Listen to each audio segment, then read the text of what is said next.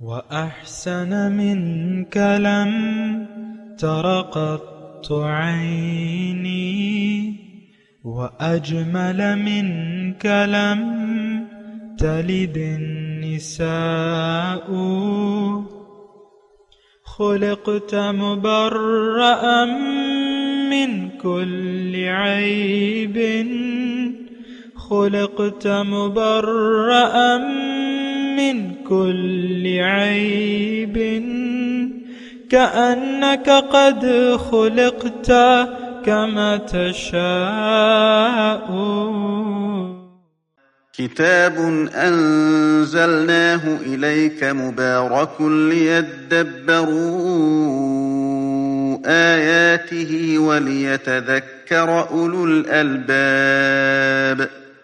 یہ کتاب برکت والی ہے جسے ہم نے آپ کی طرف نازل فرمایا ہے تاکہ دانش مند لوگ اس کی آیتوں میں غور و فکر کریں اور نصیحت حاصل کریں. اللہم صلی علی سیدنا محمد وعلی آل سیدنا محمد بعدد کل ذرۃ مئۃ الف الف مرۃ. سامعین و ناظرین کرام، السلام علیکم ورحمۃ اللہ وبرکاتہ. سامعین کرام، سورہ حج آیت نمبر 52 سے 54، حصہ سوم، درس نمبر 15-14. آج کا موضوع، کیا ہم نے دنیا کو منزل بنا لیا ہے؟ اس کے ساتھ آج کے سبق کا آغاز کرتے ہیں. سب سے پہلے گزشتہ سبق کا اعادہ ہوگا. اعوذ باللہ من الشیطان الرجیم. پناہ مانگتا ہوں میں اللہ کی شیطان مردود سے. بسم اللہ الرحمن الرحیم. شروع اللہ کے نام سے جو بڑا مہربان نہایت رحم والا ہے. وما ارسلنا من قبلك من رسول ولا نبي الا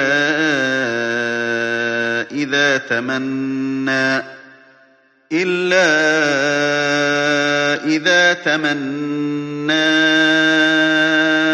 القى الشيطان في أمنيته فينسخ الله ما يلقي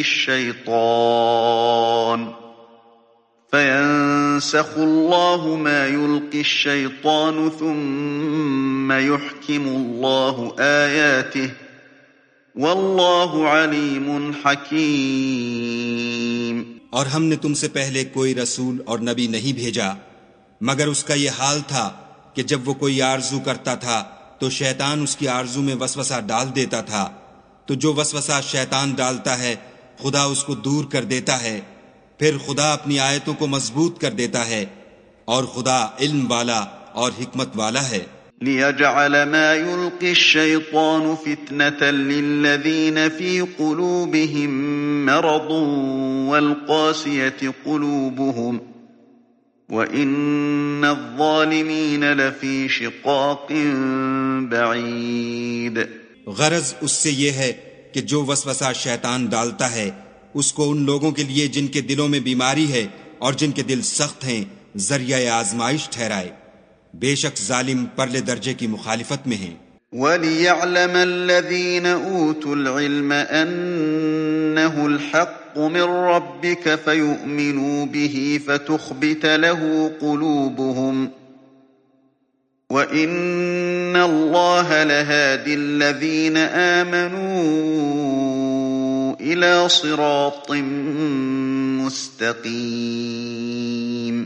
اور یہ بھی غرض ہے کہ جن لوگوں کو علم عطا ہوا ہے وہ جان لیں کہ وہ یعنی وہی تمہارے پروردگار کی طرف سے حق ہے، تو وہ اس پر ایمان لائیں اور ان کے دل خدا کے آگے عاجزی کریں، اور جو لوگ ایمان لائے ہیں خدا ان کو سیدھے راستے کی طرف ہدایت کرتا ہے.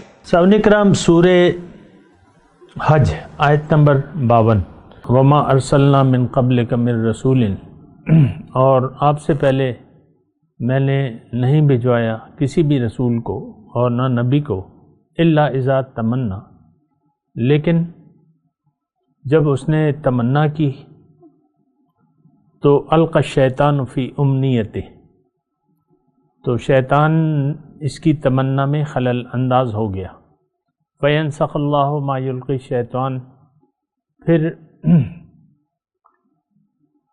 اس طرح جو بھی شیطان خلل اندازیاں کرتا ہے اللہ تعالیٰ اسے مٹا دیتا ہے۔ ثم یحکم اللہ آیاتہ، اور اپنے احکامات کو پختہ کر دیتا ہے۔ واللہ علیم حکیم، اور اللہ تعالیٰ جاننے والا بھی ہے اور حکیم بھی ہے۔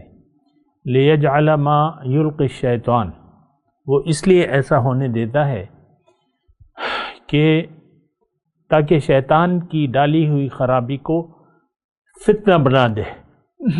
للذین فی قلوبہم مرض، ان لوگوں کے لیے جن کے دلوں میں نفاق کا روگ لگا ہوا ہے، والقاسیۃ قلوبہم، اور جن کے دل کھوٹے ہیں، وان الظالمین لفی شقاق بعید، حقیقت یہ ہے ظالم لوگ عناد میں بہت دور نکل گئے ہیں۔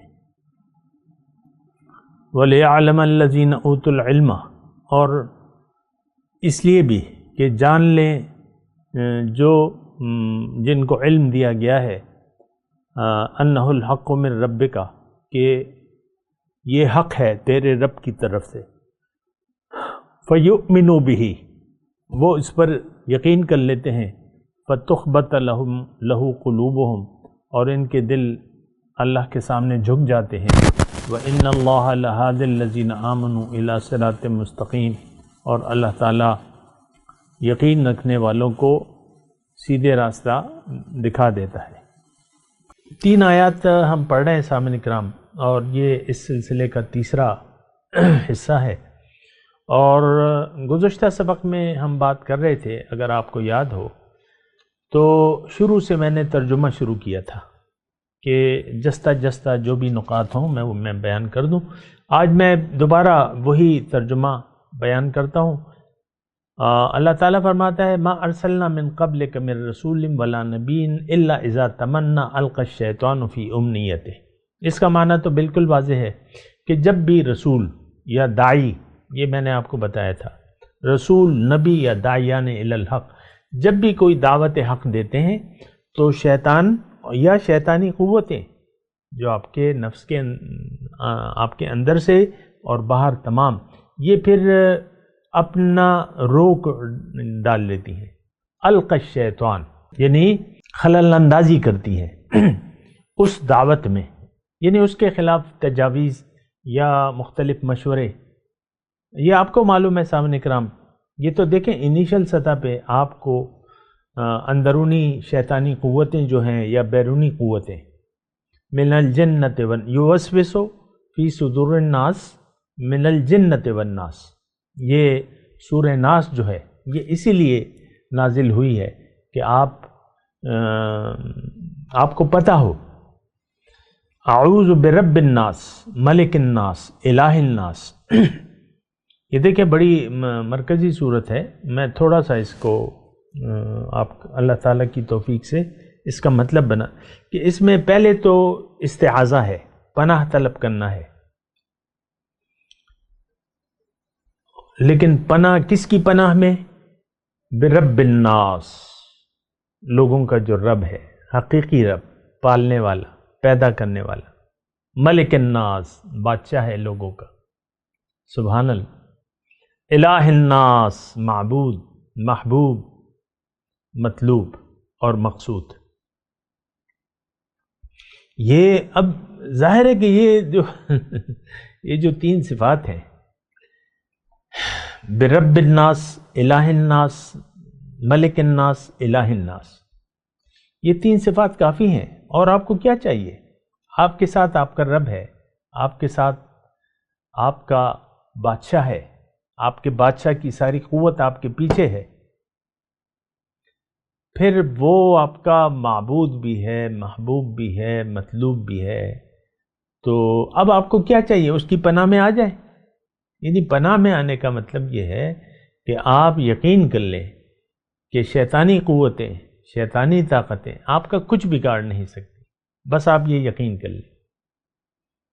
من شر الوسواس الخناس الذی یوسوس فی الناس فی صدور الناس من الجنت والناس۔ پناہ کس چیز سے؟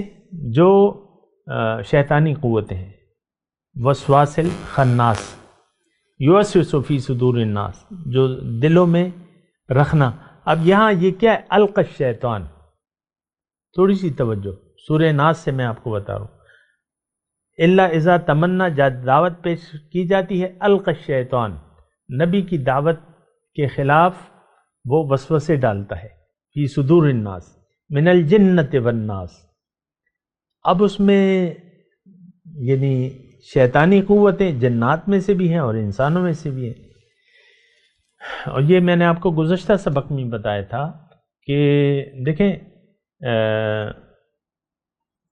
شیطانی قوت جو ہے وہ آپ کے اندر بھی ہے اور بیرونی بھی ہے، اور لوگوں میں سے ہو سکتا ہے وہ آپ کا والد ہو سکتا ہے وہ آپ کا بیٹا ہو، آپ کی بیوی ہو، آپ کا شوہر ہو، آپ کی بیٹی ہو، یہ ساری مختلف روپ میں آتا ہے۔ اصل میں تو دیکھیں یہ بات میں آپ کو کہہ رہا ہوں بہرحال،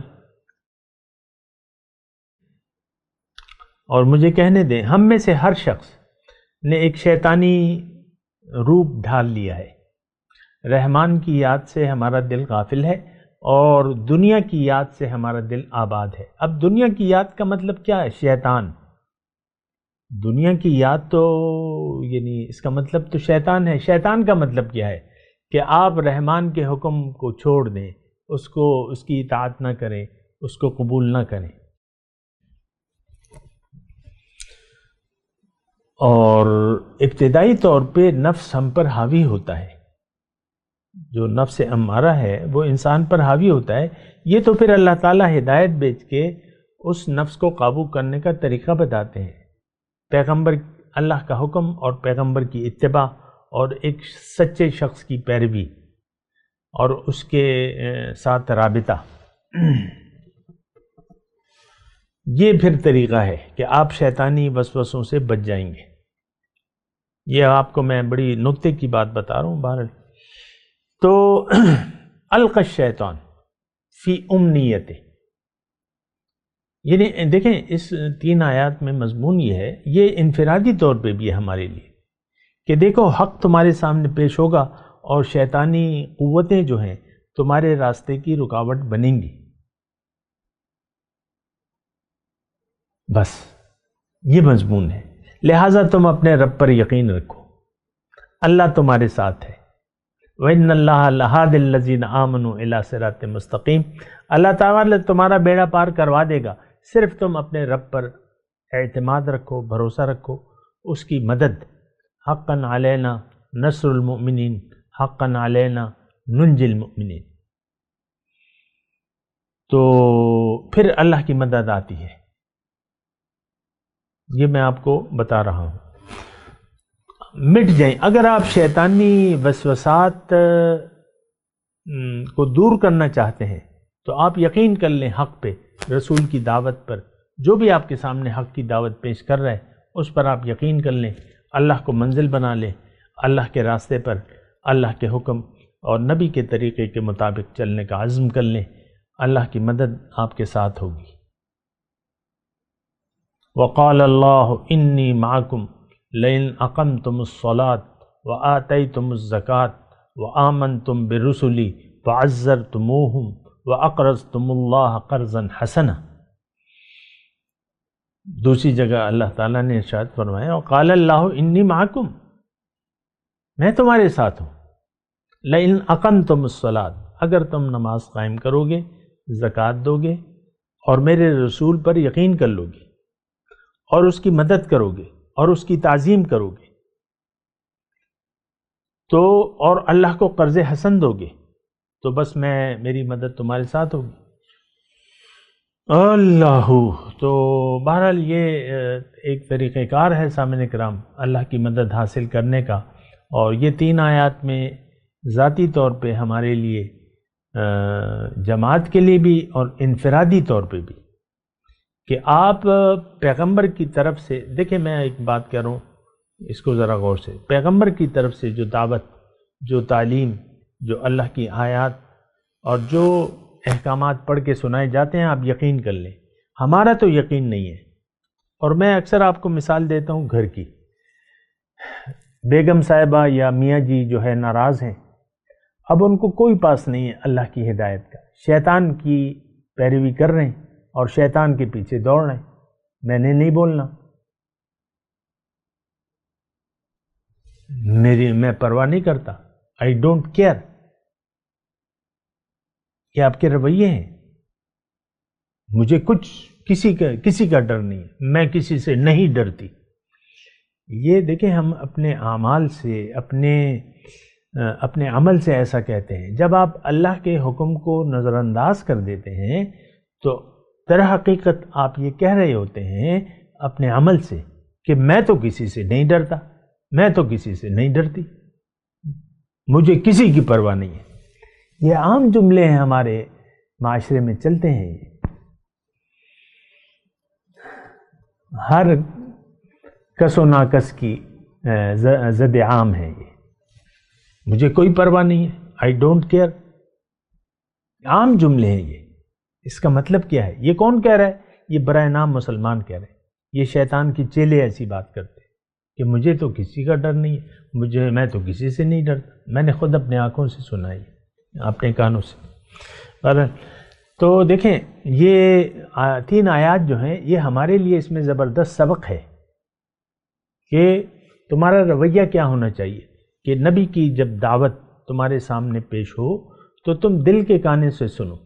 اور وہ آیت میں آپ کو میرے خیال سے میں بار بار سنا رہا ہوں، ان فی ذالک لذکر لمن کان لہ قلب او القی السمع وہو شہید. اس میں نصیحت ہے. لمن کان لہ قلب، جو ایک دل رکھتا ہو یا وہ دل کے کانوں سے بات سننے کے لیے تیار ہو، اللہ سے ڈرتا ہو، ان کے لیے نصیحت ہے. دیکھیں، میری باتیں اگر کوئی نہیں سنتا، میری باتیں کیا ہیں؟ یہ تو قرآن میں بیان کر رہا ہوں، حدیث ہے، قرآن ہے. اس کے علاوہ تو میں آپ سے میرا آپ سے تو کوئی مطالبہ نہیں ہے کہ مجھے دیکھو. نو، میں تو آپ کو اللہ کی اور اللہ کے رسول کی باتیں بتا رہا ہوں. لیکن لوگ سننے کے لیے تو تیار نہیں ہوتے. سنتے ہیں لیکن 2 کانوں سے، ایک کان ان اور دوسرے کان سے آؤٹ. ایسا رویہ ہے ہمارا.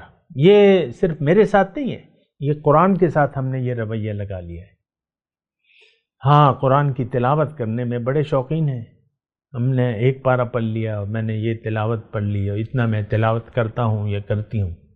اس پہ آپ فخر کرتے ہیں. میرے بیٹے نے حفظ کر لیا ہے، میری بیٹی حافظہ ہے. اس پہ آپ نمبر بناتے ہیں اپنے. ایسے نہیں ہے. قرآن تو نسخہ ہدایت ہے. اس کو آپ اگر ہدایت کے طور پہ نہیں لیں گے تو پھر سب کچھ فضول ہے آپ کا. یہ ایک بات میں جینون طریقے سے میں آپ کو کہہ رہا ہوں. اگر قرآن سے آپ ہدایت لینے کے لیے تیار نہیں ہیں تو آپ کا پڑھنا پھر فضول ہے. آپ کی ہر ادا جو بظاہر نیک ہے وہ فضول ہے اور ردی کی ٹوکری میں ڈالی جائے گی. یہ تو حدیث کا مفہوم ہے. جو نماز کے حقوق ادا نہیں کرتا، اللہ تعالیٰ اس کی نماز کو توڑ مروڑ کے ردی کی ٹوکری میں ڈال دیتا ہے. ہماری نمازیں تو نمازیں نہیں ہیں. یہ تو ایک جھوٹ کا پلندہ ہے جو ہم 5 وقت جھوٹ بولتے ہیں اپنے رب سے. ایاک نعبد و ایاک نستعین اہدنا صراط المستقیم. ہم تو سیدھے راستے کے متلاشی ہیں ہی نہیں. ہمارا تو دل سخت ہے. ہمارے دلوں میں تو دنیا کی محبت ہے. آپ دیکھ لیں دیکھیں، میں تو آپ سے مخاطب ہوں. اپنے دل کی کیفیت کا اندازہ لگائیں. ہمارے دل دنیا کی محبت کے آماج کا ہیں. آپ اپنے مفادات کے تابع ہیں. ہر فیصلہ آپ اپنے ظاہری مفاد کو دیکھ کے کرتے ہیں زندگی کہ میرا کیا فائدہ ہے. سارے جو آپ تعلقات بناتے ہیں، دوستیاں بناتے ہیں، یہ کرتے ہیں، یہ آپ کے ذاتی مفادات کے تحت ہوتے ہیں. میں اس کی تفصیل میں نہیں جاتا، لیکن آپ دیکھ لیں کس سے آپ تعلق بناتے ہیں، کس سے توڑتے ہیں، کس سے محبت رکھتے ہیں، کس کو آپ گھاس بھی نہیں ڈالتے. وہ آپ کی مرضی ہے، آپ کے مفاد ہے. بیوی شوہر سے عملی طور پہ کہتی ہے تم میرا خیال نہیں رکھو گے تو میں تمہیں گھاس بھی نہیں ڈالوں گی.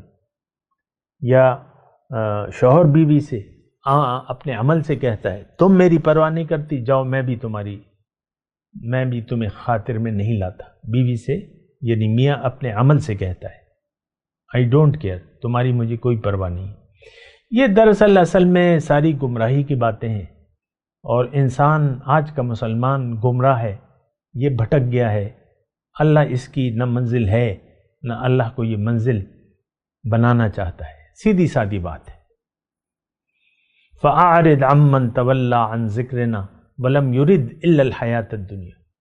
اے نبی، آپ اس شخص سے اپنی رحمت کی نظر ہٹا لیجئے جو میری یاد سے پھر گیا، اور اب اس کی جو چاہت ہے لم یرید الا الحیات الدنیا، صرف دنیا کی زندگی کا یہ طالب ہے. ذالک مبلغہم من العلم، ان کا مبلغ علم تو یہی ہے دنیا. آپ دیکھ لیں، آپ ذاتی مفادات کے، آج کا مسلمان میں کہہ رہا ہوں، مرد ہو یا عورت، وہ ذاتی مفادات کا تابع ہے. اپنے رویوں کو دیکھیں آپ. ہمارا رویہ بندگی کا نہیں ہے. مختصر بات، ہم فرعون والی زندگی گزارنا چاہتے ہیں. میں جو چاہوں گا وہ ہوگا. بیگم کہتی ہے میں جو چاہوں گی، میں جیسا سلوک چاہوں گی ویسا کروں گی. شوہر کہتا ہے میں جیسا چاہوں بیوی سے جس طرح میں چاہوں گا وہ سلوک کروں گا. فرعونیت ہے یہ. بھئی اللہ نے دین نازل کیا ہے، اس میں ہدایت ہے، یہ طریقے زندگی بتاتا ہے، یہ آپ کو اخلاق بتاتا ہے. حضور صلی اللہ علیہ وسلم فرماتے ہیں بعثت لأتمم مکارم الاخلاق، میں اس لیے بھجوایا گیا ہوں کہ اخلاق کی تکمیل کروں. ایک صحابی آئے، ان کی حضور سے ملاقات، ایک صحابی نہیں تھے، تابعی تھے. ہم عائشہ کی عمر اللہ نے زیادہ دی تھی انہیں، تو ہم عائشہ کے پاس آئے، پوچھنے لگے کیف کان خلق رسول اللہ صلی اللہ علیہ وسلم. اما جی مجھے بتائیں حضور کا خلق کیسا تھا، اخلاق، خلق کیا رویہ تھا، کیا اخلاق تھے. تو امی جی نے پوچھا سائل سے اما قرأت القرآن، کیا تم نے قرآن نہیں پڑھا ہے؟ اس نے کہا کہ ہاں پڑھا تو ہے ماں جی. کانا خلقہ القرآن، ان کا اخلاق تو قرآن تھے. ہمارے اخلاق قرآن نہیں ہے. جس شرمناک طریقے سے ہم نے قرآن کو بالکل ہی اگنور کر دیا ہے. میں اور کیا الفاظ کہوں اپنے. قرآن سے منہ موڑ لیا ہے ہم نے. یہ آج ہمارے لیے کتاب ہدایت نہیں ہے. ہدایت یہ یعنی طریقہ زندگی کا یہ ہماری مرضی ہے. میں تو آپ کو بار بار یہ بتا رہا ہوں کہ اصل تو ہدایت اللہ کی، ان ھدی اللہ ھو الھدی، آیت قرآنی ہے کہ اللہ کی ہدایت ہی اصل ہدایت ہے. اچھا چلیں اپنے مضمون کی طرف آتا ہوں. فَيَنْسَخُ اللَّهُ مَا يُلْقِي الشَّيْطَانُ ثُمَّ يُحْكِمُ اللَّهُ آيَاتِهِ وَاللَّهُ عَلِيمٌ حَكِيمٌ لِيَجْعَلَ مَا يُلْقِي الشَّيْطَانُ فِتْنَةً لِلَّذِينَ فِي قُلُوبِهِمْ مَرَضٌ. اب اس آیت یہ بڑی دیکھیں تھوڑی سی آپ سوچا کریں، اور میں بھی اللہ تعالیٰ کی توفیق سے آپ کو یہ بات بتا رہا ہوں. لِيَجْعَلَ، یہ اللہ تعالیٰ اس طرح کیوں ہونے دیتا ہے؟ اس لیے کہ شیطان کی ڈالی ہوئی خرابی کو فتنہ بنا دے. لِيَجْعَلَ مَا يُلْقِي الشَّيْطَانُ، یعنی ہدایت کی راہ میں جو وہ خلل اندازی کر رہا ہے، روڑے اٹکا رہا ہے، آپ کو غلط مشورے دے رہا ہے، یہ آپ کے لیے آزمائش ہے. لیکن آزمائش کس کے لیے ہے؟ جن کے دلوں میں مرض ہے، جو بیمار ہیں، جن کے دل میں دنیا کی محبت کا، جن کے دل دنیا کی محبت سے لبریز ہیں، آخرت اللہ کی محبت سے خالی ہیں، اور ان کے دل سخت ہو چکے ہیں. یہ ان لوگوں کے لیے فتنہ ہے. دیکھیں ہدایت آتی ہے تو پھر اس کی مخالفت ہوتی ہے. ایک بات نوٹ کر لیں، وَمَا اخْتَلَفُوا إِلَّا مِن بَعْدِ مَا جَاءَهُمُ الْعِلْمُ بَغْيًا بَيْنَهُمْ، قرآن کی آیت ہے۔ انہوں نے اختلاف نہیں کیا، لیکن حق کے آنے کے بعد انہوں نے اختلاف شروع کیا۔ ضد، وجہ کیا تھی؟ ضد، یعنی آپ ایک راستے پر جا رہے ہیں، غلط راستے پر جا رہے ہیں، کوئی آپ کو روکنے والا نہیں ہے۔ مثال کے طور پہ عرض کروں، ایک مثال بنا رہا ہوں میں اللہ تعالیٰ کی توفیق سے، کہ آپ منزل بھٹک گئے ہیں اور آپ اس بھٹکے ہوئے راستے کو حقیقت سمجھتے ہیں، یعنی منزل ہی سمجھتے ہیں، پھر آپ کو کوئی روک ٹوک نہیں ہے، آپ بھی کچھ ریجسٹ نہیں کر رہے۔ لیکن اگر کوئی شخص آ کر بتا دے آپ کو کہ بھئی تم غلط راستے پر ہو، تو آپ کے یقین کے مطابق تو وہ راستہ صحیح ہے، تو پھر آپ اس شخص کو مورد الزام ٹھہرائیں گے کہ تم مجھے گمراہ کرنے کے لیے آ گئے ہو۔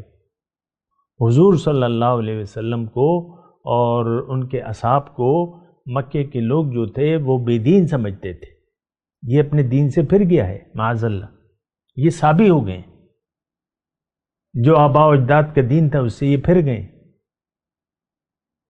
وہ تو بھٹکے ہوئے تھے۔ اب جب حضور صلی اللہ علیہ وسلم نے ان کو آ کے دعوت پیش کی تو انہوں نے کہا نہیں تم گمراہ ہو۔ کیسے کیسے الزامات نہ لگائے انہوں نے، قالو ساحر و مجنون، یہ تو ساحر ہے، اور معاذ اللہ دیوانے کے القابات دیے، اور کیا کیا الزام تھے جو انہوں نے نہیں لگائے میرے آقا پہ۔ تو اس سے پہلے تو کوئی رکاوٹ نہیں تھی، جب حق آ گیا تو انہوں نے رکاوٹیں ڈالنی شروع کر دیں اور حق کی مخالفت شروع کر دی، تو پھر یعنی وہ دعوت فتنہ بن گئی ان لوگوں کے لیے، وہ دعوت جو تھی وہ فتنہ بن گئی، اور انہوں نے انکار کر دیا اور جہنم میں جانے کے اپنے آپ کو مستحق بنا لیا۔ تو یہ دیکھیں، جب آپ کے دل سخت ہے، وہ میں نے اس پہ بات کی ہے، میں دوبارہ نہیں کر رہا کہ کب آپ کا دل سخت ہو جاتا ہے اور کب آپ کے دل میں مرض پختہ ہو جاتا ہے دنیا کی محبت کا، اس پہ میں نے بات کی ہے میرے خیال سے اس سے پہلے جو درس تھا، تو اس پہ میں ابھی بات نہیں کر رہا۔ اچھا، ظالم جو ہے وہ دور کی گمراہی میں ہے۔ ظالم کون ہے؟ جو اللہ کو منزل نہ مانے، جو اللہ کے لیے زندگی گزارنے پر آمادہ نہ ہو، جو اللہ کو لبیک کہنے کے لیے تیار نہیں ہے، یہ ظالم ہے اور اپنے اوپر ظلم کر رہے ہیں۔ ہمارا ایک نعرہ ہے، ہمارا ایک ترانہ ہے، لبیک یا دنیا لبیک، لبیک یا دنیا لبیک، لبیک لا شریک لک لبیک، ساری تعریفیں تیرے لیے ہیں، ہم حاضر ہیں دنیا، تیرے جیسا تو کوئی بھی نہیں ہے۔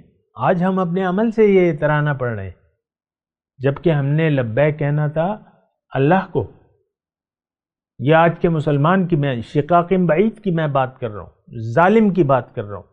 ظلم اور کیا ہوتا ہے کہ آپ اللہ کی بندگی چھوڑ کے نفس کی بندگی شروع کر دیں، طاغوتی معاشرے کے طریقے پر آپ زندگی گزارنا شروع کر دیں، دنیا کو منزل بنا لیں، اللہ کی یاد کو دل سے بھلا دیں، دنیا کی یاد سے دل کو آباد کر لیں، اس سے بڑا ظالم اور کون ہے؟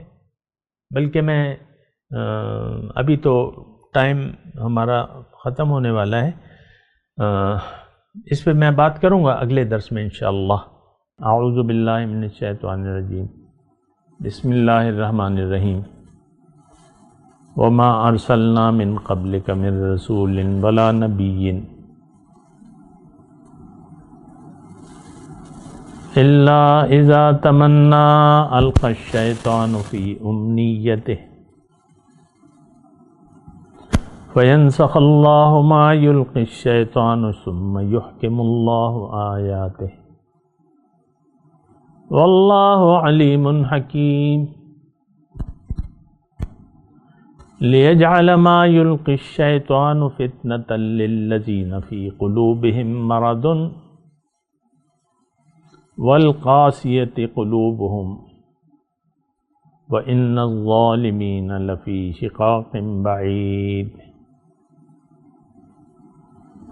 وَلِيَعْلَمَ الَّذِينَ أُوتُوا الْعِلْمَ أَنَّهُ الْحَقُّ مِنْ رَبِّكَ وَيُؤْمِنُوا بِهِ وَتُخْبِتَ لَهُ قُلُوبُهُمْ وَإِنَّ اللَّهَ لَهَادِ الَّذِينَ آمَنُوا إِلَى صِرَاطٍ مُسْتَقِيمٍ۔ اب ان آیت کی تلاوت اور ترجمہ۔ اعوذ باللہ من الشیطان الرجیم۔ پناہ مانگتا ہوں میں اللہ کی شیطان مردود سے۔ بسم اللہ الرحمن الرحیم۔ شروع اللہ کے نام سے جو بڑا مہربان نہایت رحم والا ہے۔ وما ارسلنا من قبلك من رسول ولا نبي الا اذا تمنى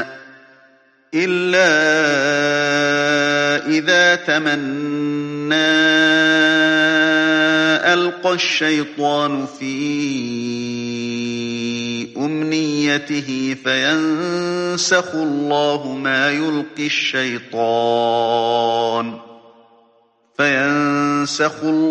ما يلقي الشيطان ثم يحكم الله آياته واللہ علیم حکیم۔ اور ہم نے تم سے پہلے کوئی رسول اور نبی نہیں بھیجا مگر اس کا یہ حال تھا کہ جب وہ کوئی آرزو کرتا تھا تو شیطان اس کی آرزو میں وسوسہ ڈال دیتا تھا، تو جو وسوسہ شیطان ڈالتا ہے خدا اس کو دور کر دیتا ہے، پھر خدا اپنی آیتوں کو مضبوط کر دیتا ہے، اور خدا علم والا اور حکمت والا ہے۔ لِيَجْعَلَ مَا يُلْقِي الشَّيْطَانُ فِتْنَةً لِلَّذِينَ فِي قُلُوبِهِم مَّرَضٌ وَالْقَاسِيَةِ قُلُوبُهُمْ وَإِنَّ الظَّالِمِينَ لَفِي شِقَاقٍ بَعِيدٍ۔ غرض اس سے یہ ہے کہ جو وسوسہ شیطان ڈالتا ہے اس کو ان لوگوں کے لیے جن کے دلوں میں بیماری ہے اور جن کے دل سخت ہیں ذریعہ آزمائش ٹھہرائے، بے شک ظالم پرلے درجے کی مخالفت میں ہیں۔ وَلِيَعْلَمَ الَّذِينَ أُوتُوا الْعِلْمَ أَنَّهُ الْحَقُّ مِنْ رَبِّكَ فَيُؤْمِنُوا بِهِ فَتُخْبِتَ لَهُ قُلُوبُهُمْ وَإِنَّ اللَّهَ لَهَادِ الَّذِينَ آمَنُوا إِلَى صِرَاطٍ مُسْتَقِيمٍ۔ اور یہ بھی غرض ہے کہ جن لوگوں کو علم عطا ہوا ہے وہ جان لیں کہ وہ یعنی وہی تمہارے پروردگار کی طرف سے حق ہے، تو وہ اس پر ایمان لائیں اور ان کے دل خدا کے آگے عاجزی کریں، اور جو لوگ ایمان لائے ہیں خدا ان کو سیدھے راستے کی طرف ہدایت کرتا ہے۔ اس کے ساتھ ہی آج کے درس کا وقت اختتام کو پہنچا۔ اگلے درس میں انشاءاللہ ملاقات ہوگی۔ وآخر دعوانا ان الحمد للہ رب العالمین۔ مولایا صلی وسلم دائما ابدا علی حبیبک خیر الخلق کلہم۔